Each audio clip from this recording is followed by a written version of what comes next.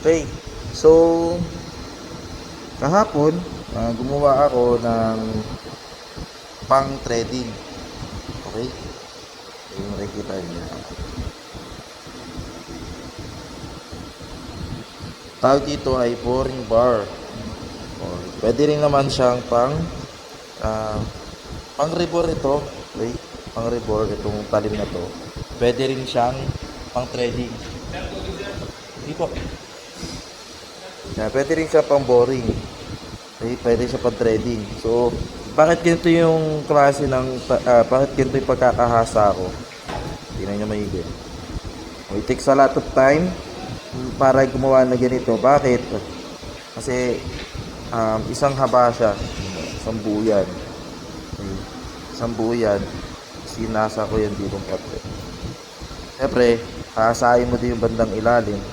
Nasa gayon, kapag pumasok siya, kasi ito yung gagawin natin. Ano? Mamaya sa sentroin natin yan. Okay. Yan. Kasi pag ito ay pumasok dito sa workpiece, dapat hindi tatama yung ilalim niya. Hindi dapat tatama yung ilalim. Okay. Sakto lang naman yung distansya na ginawa, yung haba ng ginawa ko. Yan. Pero mas maganda siguro, iba ginagawa nila, kinakating nila to hanggang dito. So sa akin kasi, presence of mind lang. Okay. Para males yung mistake, yung pagkabangga nung workpiece dito. Okay, presence of mind na lang. Iba ginagawa nila mahaba yung cutting dito para hindi bumangga sa workpiece. Since itong machine na gagamitin ko is walang preno. Okay. Walang brake. At kaya ako siya ganito ginawa para males yung vibration. Okay, kasi pag mahaba, okay yung mahaba, kaso lang kapag malaki na yung pinapakain or malalim na yung pinapakainan mo, nagbabibrate, malakas yung vibration. Yung talim niya, ibis na nakasteady lang siya nakasentro, umaangat siya or bumababa. Ay tendency pag pinakainan mo pala, bumababa. Bababa yung talim, so nawawala sa pagkasentro. Yun. Kaya ito ang purpose ko. Ito yung reason ko kung bakit maiksi lang yung ginawa ko. Pero kung sakaling hindi siya uubra, papawasan ko pa ng konti. Basta malis, yung hanggat maaari, ayoko nang ma-vibrate para dire-diretso ulit trabaho. Although ang material na to is gagamitin natin is malambot lang. Ito yung mga ng klase ng tanso. Ayun. So ayun, pinutol ko nga pala yung tanso. Ay yung sinentro natin kanina, pinutol ko. Tapos nag-sentro ulit ako yung pinutol ko, sinentro ko ulit. So makikita nyo yung surface dito, hindi siya ganun ka smooth or hindi pa siya nafe-facing. Kasi hindi ko pa sinakto yung sukat. So pwede na ulit tayong mag-perform. Pwede na natin i-perform yung pagre-rebore. Okay. Ngayon, since na okay na yung pagse-setup natin, na sentro natin yung workpiece at yung talim, cutting tool natin, ang susunod naman nating isi-setup is yung sa threading natin, sa lead screw o sa threading natin. Okay? Paano natin makukuha, paano yung setup nito? Since may may chart naman dito. Okay. Yung pagkuha muna ng pitch. Okay. Thread per inch. Yung TPI pala, TPI. Okay. Isa-set lang natin to sa 1 inch yung caliper natin. Okay. Shoutout nga pala kay Sir MJ na may-ari nitong caliper. So yan, shoutout. Wash out. So yun. Setup lang natin siya ng 1 inch. Okay. Set natin siya ng 1 inch. Set natin siya ng 1 inch yan. Pag na-set na natin siya ng 1 inch, close natin. Lock natin. Lock. Then, set natin yung lagay natin dito yung sensya na kayo, wala akong sample holder eh. Yan. ko nang kita pa. Nahuhulog cellphone. Nahuhulog. Tingnan natin naman siya. Yan. So, naset natin siya ng 1 inch. Yan. And bibilangin natin yung ngipin na nakapaloob dun sa 1 inch. So, yun ang kung ano yung ilan ngipin nun, yun yung magiging TPI natin or thread per inch. At kung yun ang isiset natin dito sa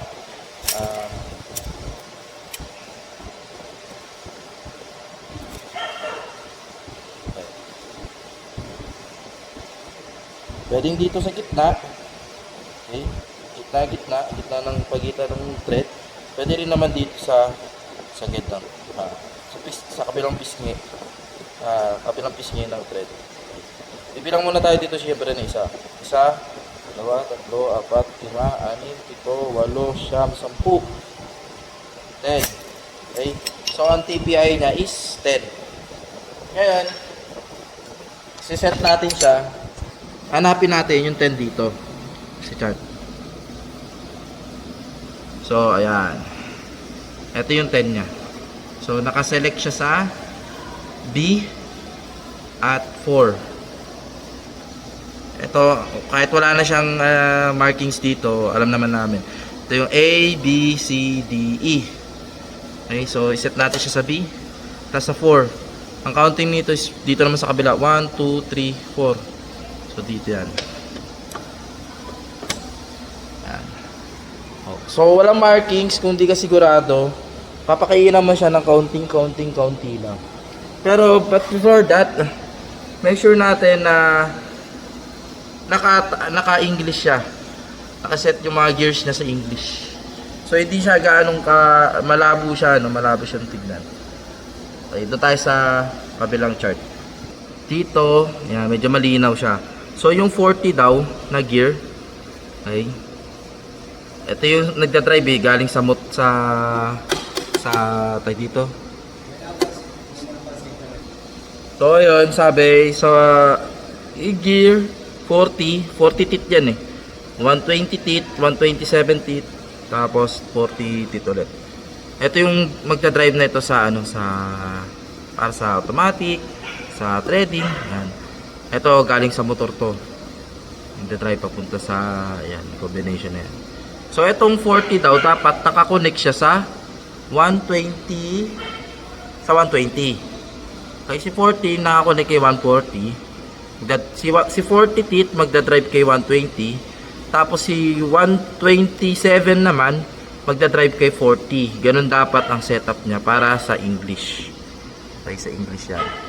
Makikita nyo naman, ito, metric thread per inch. Yan naman yung setup nun. Iba-iba naman. Okay. Pero dito tayo sa English. Okay, sa thread per inch setup. Tapos, check natin yun. Di ba, 40 nakakonect dapat sa 127. Tapos, si 120 naman nakakonect dapat sa 40 sa baba. Yun dapat. Check natin sa kung nakasetup ito sa English. Make sure pala, bago magbukas tayo ng mga gears na to, nakababa yung breaker. Okay, para sa safety purposes. So, ayan. Si 40 nakakonect kay 120, tama naman. Tapos si 127 nakakonect kay 40. Tama ba? Okay, tama nga. Si 40 nakakonect kay 120, tapos si 127 nakakonect kay 40. So tama itong setup na to, naka-English setup siya.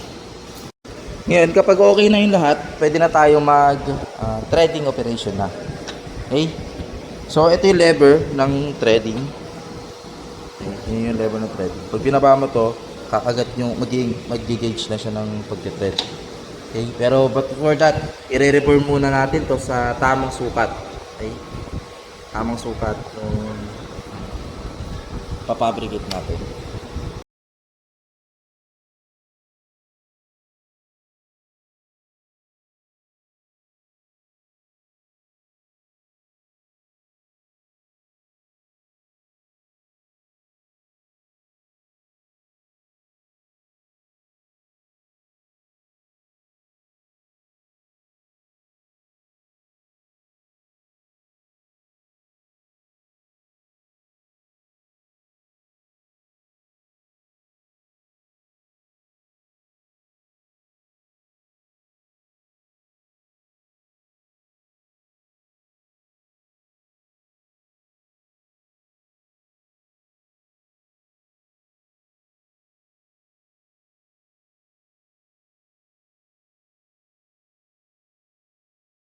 Ayun, pumasok na yung lead screw. Okay. Hindi ko na makita sa inyo paano yung diskarte ko. Yan. Paano mag-threading. So, paulit-ulit lang. Pagkapakain mo ng isa, okay, balik, reverse, tapos pakain ulit. Same lang pala yung kung makikita nyo dito may mga guhit-guhit, diba? Kung nagpakain ka dito, kailangan ibalik mo lang ulit dito sa kain na yan. Huwag mo na kayong magdadagdag ng kain. Balik mo lang dito kasi panigurado meron pang natitirang kakainin siya. So paulit-ulit lang ng gano'n hanggang sa wala na siyang kinakain. Saka pa lang kayo magdadagdag ng pakain ulit. Ngayon, nahirapan na ako i-twist siya pero yan. Okay na, pumasok na siya. Ayun, umagos na siya. All goods na yan. Sabi, okay. Sa left thread, okay, pag left thread ka, tapos inside pa ang tetreadan mo, magsisimula ka sa loob, okay, itali mo dito sa loob, pakain, and then forward. Yung forward niya, imbis na, ang forward niya, palabas. Ganun kasi ang palit, pag magte-threading ka, papakaliwa. Okay. Loob, papalabas. Loob, papalabas. Ang forward niya, papalabas. Okay. Ang reverse niya, pabalik sa loob. Ganun ang pag-left threading. Okay. So, ngayon, i-assemble na natin siya. Meron pa pala tayong gagawin dito. I-facing pa natin siya. Okay. I-facing pa natin siya. Tapos, lalagyan pa natin siya ng groove. Yan. Groove dyan. Yan. Tapos, meron pa sila nilagyan dito ng uka. Pero no para sa agto. Pero nilagyan nila. Gayahin na lang din natin. Para yata sa kunyaan. Sa may keyway yata ito. Ayun. Konti na lang tapos may assemble na natin yan. All goods na siyang gamitin. Magagamit na siya ng mga estudyante ulit sa darating na pasukan.